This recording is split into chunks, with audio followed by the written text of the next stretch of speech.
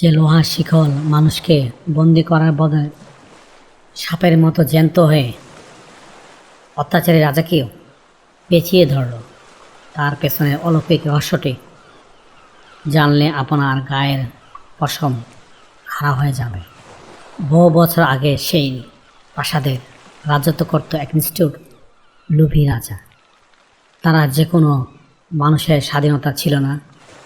যে এই রাজার কোনো সিদ্ধান্তের বিরোধিতা করত, রাজা তাকেই সেই অন্ধকূপের লোহার জ্যান্ত শিকল দিয়ে বেঁধে রাখার আদেশ দিত। আশ্চর্যজনক ব্যাপার হলো, কোনো সাধারণ মানুষ যদি সেই শিকল ভাঙার চেষ্টা করত, শিকলটি সাপের মতো জ্যান্ত হয়ে তার শরীরে আরও শক্ত করে পেঁচিয়ে ধরত। অত্যাচারী রাজা ভাবত এই জ্যান্ত শিকলই তার ক্ষমতার সবচেয়ে বড় উৎস। সে গর্ব করে বলতো, এই শিকল যার পায়ে পড়বে সে চিরকালের জন্য আমার দাস হয়ে যাবে। একদিন সে রাজ্যের বিদ্রোহ ঘোষণা করল।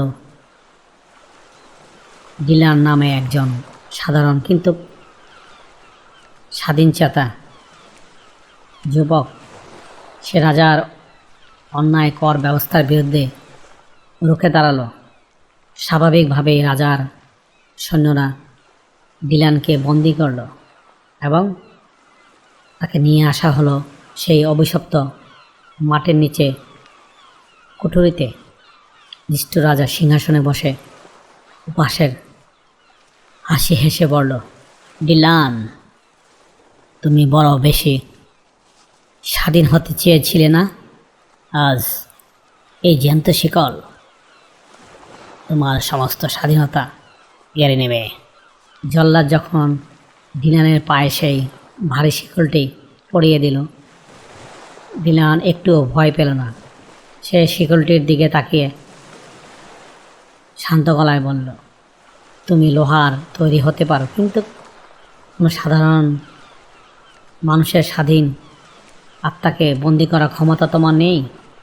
ঠিক মাঝরাতে এক অলৌকিক ঘটনা ঘটল। ডিলানের মনের জোর, সাহস আর সত্যের শক্তি সেই অন্ধকার কুঠরিতে আবহাওয়াকে বদলে দিল। ডিলানের পা স্পর্শ করতেই লোহার সেই জ্যান্ত শিকলটি অদ্ভুতভাবে কাঁপতে শুরু করল। শিকলটি ডিলানকে শক্ত করে বাঁধার পরিবর্তে ধীরে ধীরে ঢিলা হতে লাগল। রাজার ঘরের সৈন্যরা অবাক হয়ে দেখল শিকলটি ডিলানের পা থেকে নিজে নিজে খুলে মাটিতে পড়ে গেল। শুধু তাই নয়, জ্যান্ত শিকলটি এবার সাপের মতো গড়িয়ে গড়িয়ে সোজা চলে গেল অত্যাচারী রাজার শয়ন কক্ষের দিকে। রাজা তখন ঘুমাচ্ছিলেন। হঠাৎ করে সেই জ্যান্ত শিকলটি রাজার চারিদিকে বিছানার তার শরীরকে শক্ত করে পেঁচিয়ে ধরল। রাজা চিৎকার করে উঠলেন, কিন্তু শিকলটি তাকে তত বেশি চেপে ধরতে লাগল।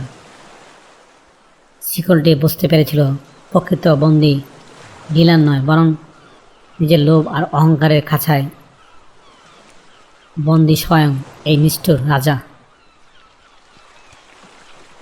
পরদিন সকালে ডিলান অন্ধকূপ থেকে মুক্ত হয়ে বেরিয়ে এলো, আর অত্যাচারী রাজা সেই জ্যান্ত শিকলের বন্ধনে বন্দী হয়ে নিজের পাপের প্রায়শ্চিত্ত করল।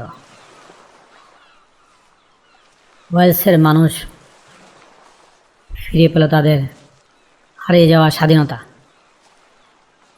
এই প্রাচীন ওয়েলস লোকগাথা আমাদের এক চমৎকার শিক্ষা দেয়। কোনো বাহ্যিক শক্তি বা লোহার শিকল দিয়ে মানুষের স্বাধীনতার চিন্তাভাবনা আর সত্যের শক্তিকে কখনো চেপে রাখা যায় না।